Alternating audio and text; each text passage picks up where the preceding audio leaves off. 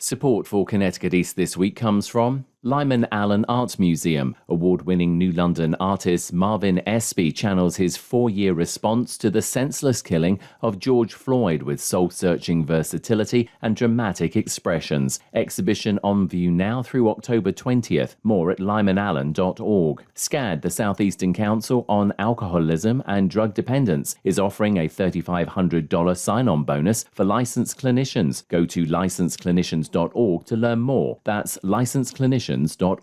And Connecticut Council on Problem Gambling, here to help individuals and families affected by gambling-related harm. Call 1-888-789-7777 or visit our website at ccpg.org.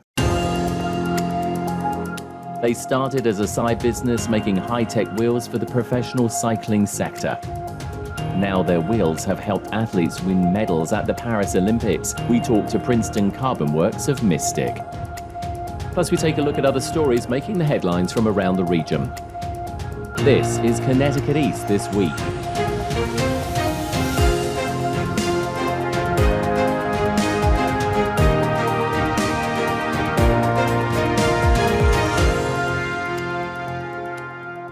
Hello, I'm Brian Scott Smith. The world of cycling is a competitive industry and sporting sector and draws teams and individuals from around the world taking part in famous road races like the Tour de France to indoor track events in velodromes, time trials, and of course mountain biking as well. And if you're one of those teams or individuals, you know how important every part of your bike is, from the frame to the tires and even the wheels, when it comes to giving you that competitive advantage. It's a difficult industry to break into, as one Mystic company found out when it started several years ago. But undeterred, knowing they had a superior product, they took a gamble that paid off, and this year at the Paris Olympics saw several international cycling teams using their wheels, with many of the athletes winning medals as a result. I caught up with Harrison Macris, CEO of Princeton CarbonWorks, and Richard Furchgott, the company's Director of Operations, to talk about their journey to cycling success. We're going to get on to the Olympics in a moment because that's obviously just finished. But Harrison, I just wanted to start a little bit. We always like to give a little bit of background on the company. 2019, the company started before 2019, but 2019 seemed to be a pivotal moment for the company. Explain to us why, because you went on one hell of a journey to make what's happening now happen. Right. Yeah, we had a little bit of a watershed moment, and 2019 was a difficult year for the company. Briefly, we started working on this project back in 2013. We made prototypes in 2015, which is when we incorporated the original business. 2017, we raised a tiny bit of capital to sort of empower us to go and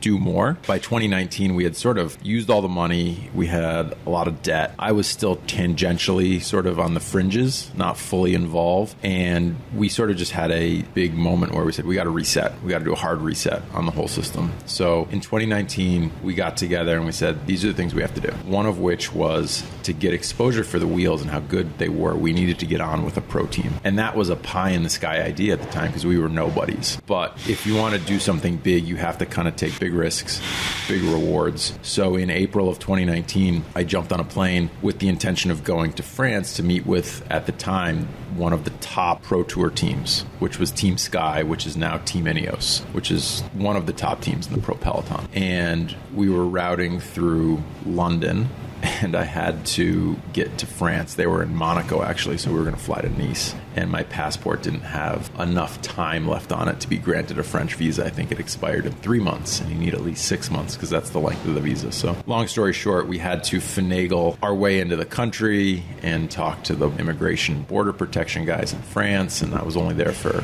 maybe 40 hours. But we carried wheels, we delivered them to the team, and I sort of pitched them. I sat down with them in April of 2019 and said, listen, I think we can provide a lot of value to the team. We do all our design, engineering, and assembly, so I think we can make you wheels that are faster and will help your athletes perform better. So it was that year that I delivered prototypes, and by the fall of 2019, we had been ridden by our first athlete to a world championship medal in the men's individual time trial, and that was Filippo Ganna, who got a bronze that year in October of 2019. So that was sort of like the beginning of our exposure on the world stage. stage. It's something like that, like you said, that you needed, though. You needed to be seen, you needed to be won by Psychoprotein. When it happened, the light bulb obviously, must have just exploded because your risk worked. Here we are now, 2024. The company is doing incredibly well. And as you say, we'll be talking about some of the others like offshoots of the company as well. Let's bring in Richard at this point, because Richard, you're Director of Operations. I believe it was reported in another newspaper that when the reset had to happen, you called it the existential crisis moment for the company. Explain that. I came on full-time in 2020. I think the reason I called it an existential crisis is that there wasn't 100% guarantee in 2019 that the company would continue at all. So that decision to push forward and that decision to reset was the result of, questioning, are we going to do this? Because Princeton CarbonWorks was almost a side project for so long. Harrison was working on it tangentially. The crisis and the decision, it was really a decision to move forward that, okay, we're gonna treat this seriously. We do have a product that's viable. We do have something unique and something different. I think the problem when you say existential crisis, the problem was we didn't have a clear vision or a clear goal. Organizationally, I'm a huge fan of setting huge goals.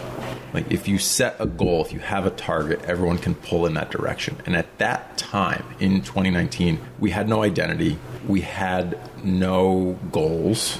We didn't have anything we were shooting for. We were just sort of like, we make wheels. So the hard reset when Richard was still in school, so he was sort of watching this from Princeton, New Jersey. The hard reset was, if we're going to do this, we're going to do it the right way. We're going to set goals. We're going to go big. And if you fail big. Because at the time, there was the option of turn off the lights. Just shut off the lights and keep doing what we're doing. We all had other jobs. We were all doing other stuff. We were all happy, busy. So it was an existential crisis because we didn't know who we were. So we needed to create a vision, a goal, a path forward of who are we? What is our goal? And that all occurred throughout 2019. So basically the whole year, we spent the whole year sort of creating the identity of who we wanted to be, what we wanted to do, and what were the milestones and the targets, how we were going to get there. How quickly did it sort of take off after that? Because like we said, once you have that win, you start to get noticed. And as big as the cycling world is, I'm guessing it's still quite a small world of like, these are the people that are watching, these are the people that can make things happen. So how quickly did it really start to to take off for you? There's two sides. It's a double-edged sword. The cycling industry is difficult. Everyone knows everyone, but it's a double-sided thing. You have the pro side of things. So you have all the coaches, the athletes, the mechanics, the teams. They all have their own group. And then you have the commercial side of things. You have the factories, you have the brands, and there's a little bit of a strange interplay between the two. And you have to balance both. You can go all in on pro stuff, but it doesn't guarantee commercial success. You need to support the entire racing schedule with a commercial arm that is viable. If you don't have the commercial arm that's viable, there's no way to fund all of your racing. It just doesn't exist. So in 2019, in October, we get a bronze medal. We're amazed. And then COVID hits. Early 2020, everything shuts down. And we were again at the same thing. No one knew what was going to happen with COVID. We were like, okay, I guess we can just turn off the lights.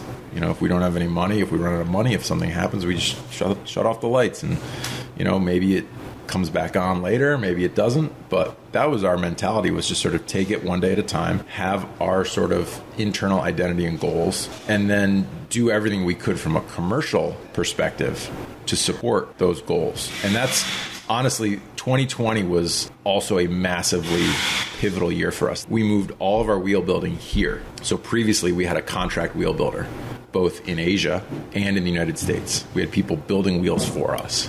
And I said, if we're going to make the best wheels in the world, we have to have control. Bringing that control in-house is what allowed us to grow commercially, because then we had the flexibility to take orders and know, okay, worst case scenario, I'll go build the wheels at midnight if I have to ship them tomorrow. If I have a contract manufacturer, you can't make them jump because you say, I need one set of wheels shipped tomorrow. They're going to say, one set. We're not going to stop our whole production line to make one set of wheels. By bringing everything in-house, it gave us the control to pull the levers when we needed to pull them and to do the things that we needed to do in order to achieve those milestones to reach those goals. So I think one of the most pivotal things, other than like the 2019 sort of like galvanization of the team, was 2020 was moving all of our production in-house, taking full control over assembly, and building a wheel building team of world-class wheel builders from the ground up, from nothing. And to a large extent, Richard is responsible for all of that. We started in this space, in this building, one room, and, it's difficult to find people who could or wanted to work. Summer of 2020, everything was still very much shut down. One of the advantages of COVID for the whole cycling industry that really favored us was that there was this boom in the cycling industry.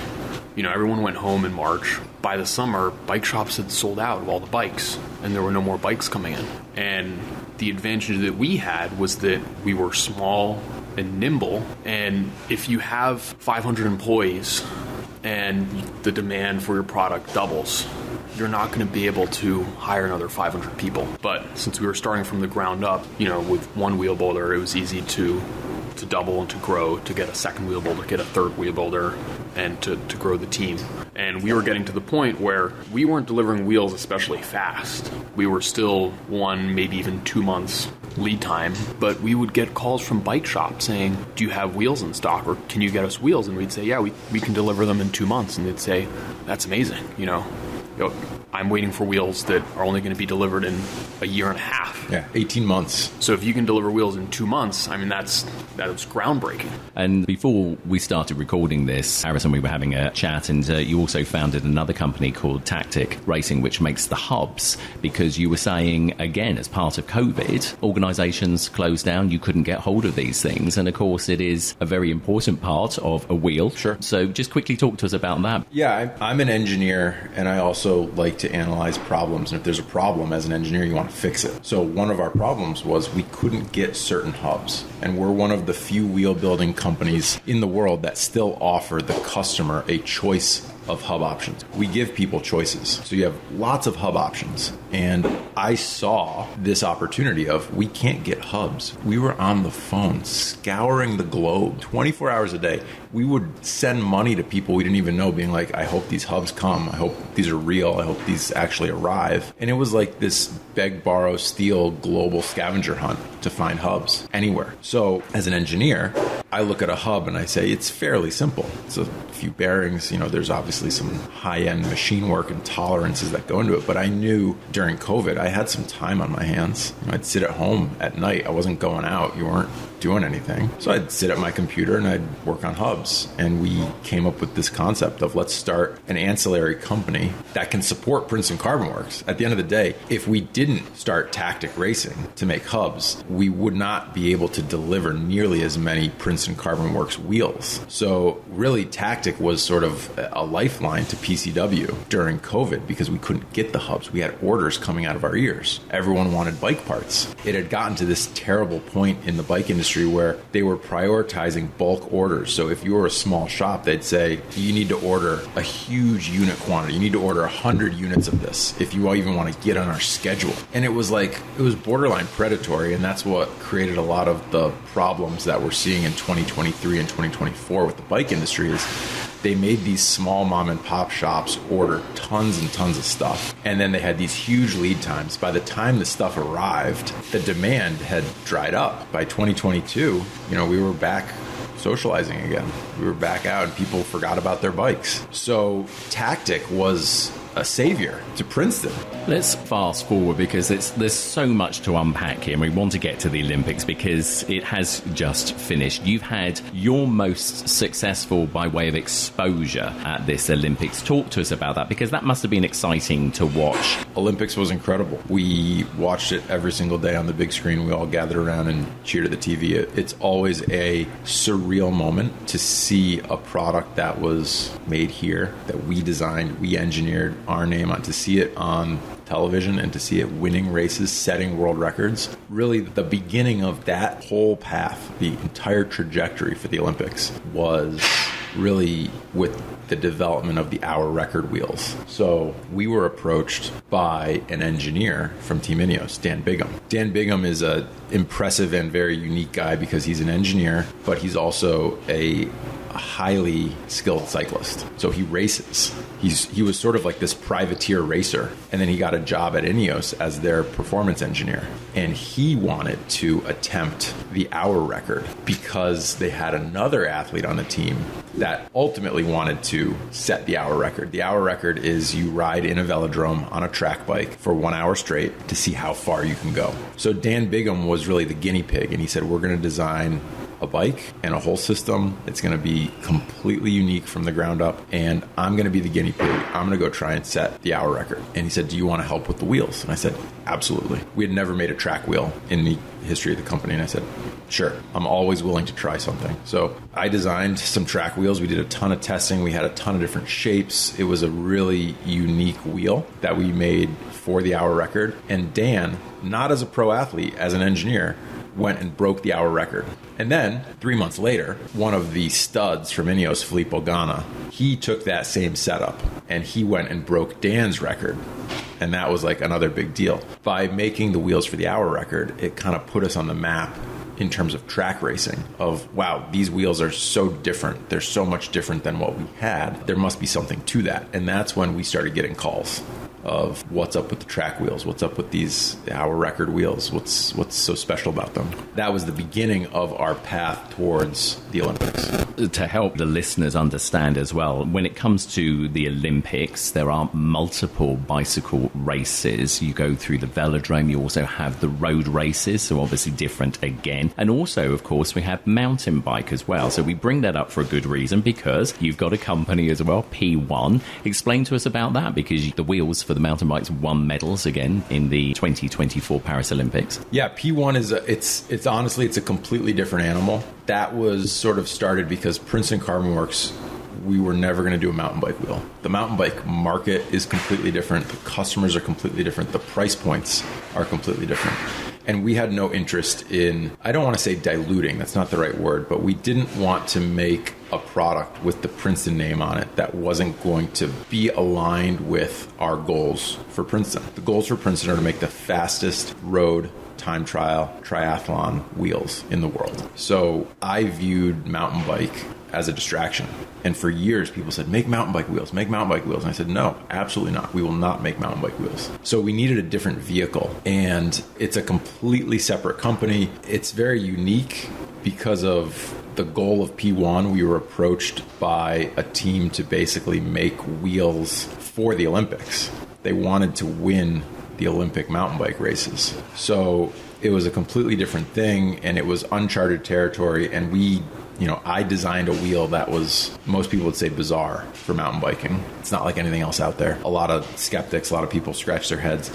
But at the end of the day, P1 was ridden by both the men's and women's Olympic champions. Tom Pidcock for Great Britain in the men, and Pauline Ferrand-Prévot for France in the women. So it was a separate thing. It was sort of a little compact project that we did.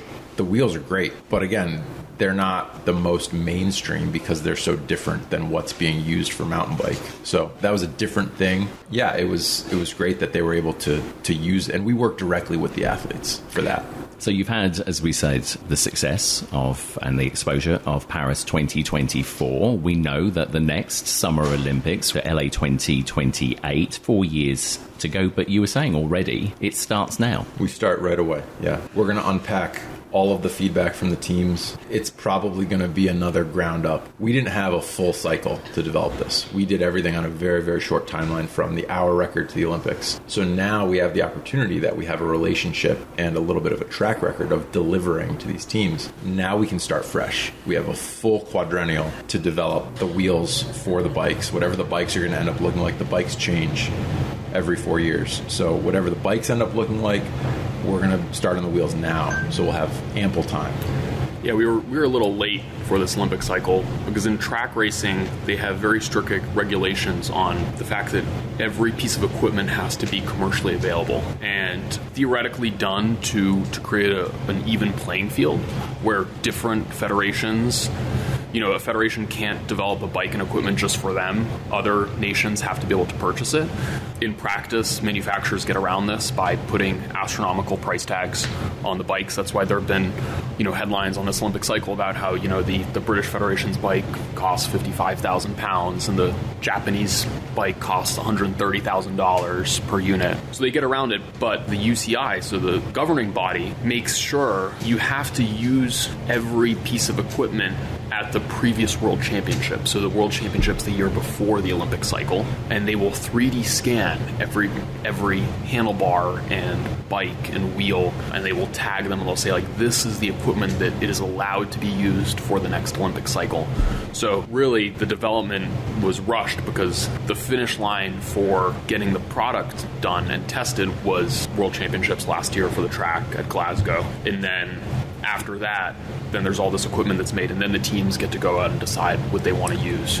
So there are two deadlines for the Olympics. Apart from the teams, obviously, that you have been working with, that have been using your wheels, are you already getting telephone calls from other teams? Because I'm guessing they've seen the success of Princeton CarbonWorks and the teams that medalled this year, and clearly any advantage that they can get. So do you expect, or are you already getting calls from teams you've not worked with before?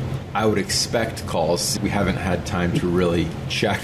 We like to work with, obviously, top teams and top athletes, and the results at the Olympics sort of show that we really want to work with top teams. So we worked with Great Britain and the Netherlands, and I think between the two of them, our wheels were ridden in part to, I think, 11 medals total between both the British and the Dutch. So they are two of the powerhouses in track cycling, and we were very happy to support them and work with them. I can only imagine that there will be some other federations coming to the table for LA 2028. It's a little early to tell, but we are definitely committed to our existing partners and working with them to develop the next generation. I am a little proud of what we've been able to accomplish. You don't want to be too proud, obviously, but I am happy when I see our wheels on television winning races and setting world records and winning gold medals. Harrison, Richard, congratulations. We wish you continued success, and we look forward to, of course, to LA 28. Thanks ever so much for being on the podcast. Thank you. Appreciate it. And you can find more details about the wheels designed by Princeton CarbonWorks and purchase them at their website, princetoncarbon.com.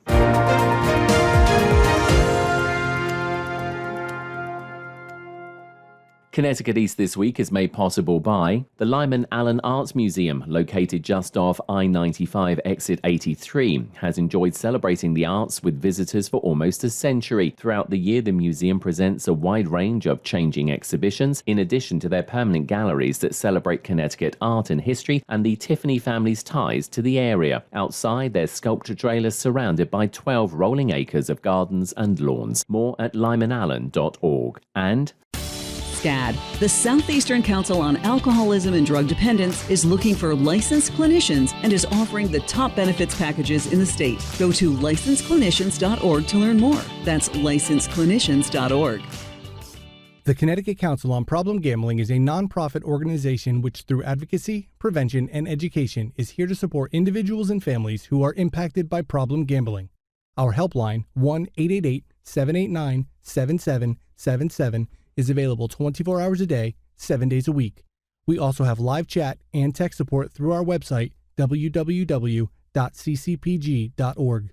time now for a look at other stories making the headlines this week. Governor Lamont and the Connecticut Department of Energy and Environmental Protection, or DEEP, recently announced the largest amount of grant money to protect more than 2,626 acres of open spaces across the state. Governor Lamont said Connecticut is one of the most densely populated states in the country. We have more people per square mile than just about any place, and we got to be very thoughtful and strategic about how we preserve our open space. That doesn't mean just great parcels in the northeast and northwest. It also means closer to our urban centers. Make sure that young people have the opportunity to walk or bike along a trail and be able to enjoy the great open space. I do it all the time. The funds are being provided through the state's Open Space and Watershed Land Acquisition Grant Program and the Urban Green and Community Gardens Grant Program, both of which are administered by DEEP, as DEEP Commissioner Katie Dykes CarbonWorks explained. This is an extraordinary milestone. With this $14.5 million, we will be funding permanent protection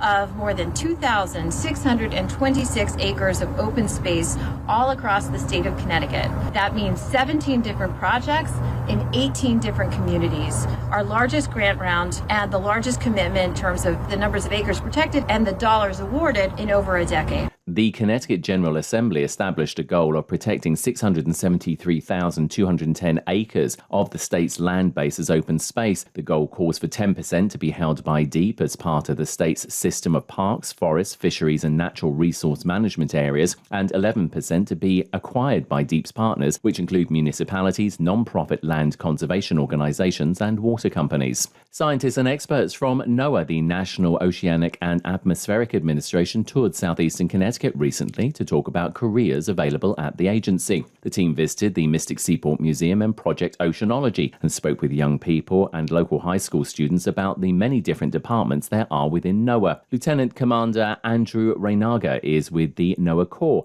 and says the students ask lots of questions. I think they're just excited to see a different type of opportunity. A lot of folks that I've spoken to, some of the younger people, are interested in military service, but hardly anyone knows the NOAA Corps exists as a branch of uniformed service.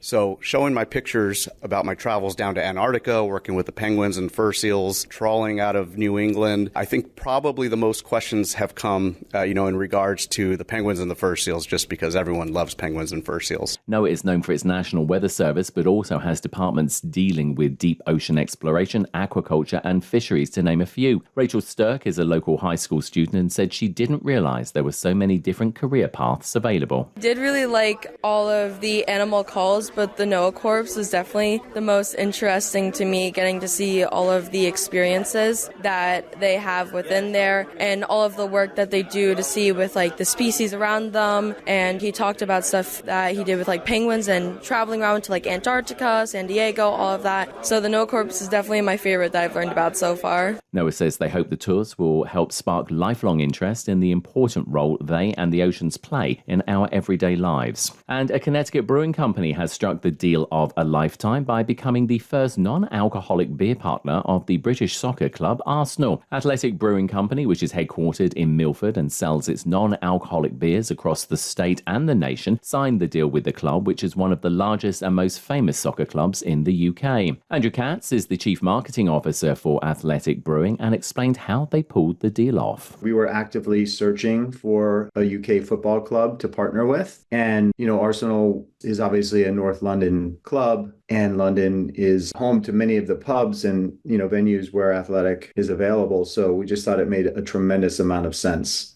Athletic beers will be served at the club's Emirates Stadium during home matches for both the men's and women's teams, and Katz says interest in products like theirs are growing overseas and back home here in the US. What is exciting for us is that non-alcoholic beer sales are on the rise in the UK, and spending in the category has surged by 38% on match days this summer, which is a remarkable stat. And in the US, off-premise dollar sales of non-alcoholic beer are up nearly 30% year to date, and Athletic are actually up double that. Athletic is ranked the 10th largest US craft brewery and the 20th largest overall US brewery company, and is America's #1 alcoholic beer brand.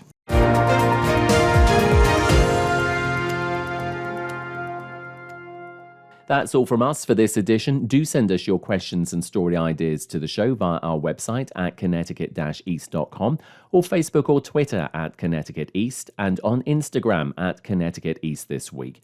And you can listen to the show again on our social platforms, on demand, and by asking your smart speaker to play Connecticut East This Week podcast. And please like, follow, and share on your social media too. I'm Brian Scott Smith. Thank you for listening.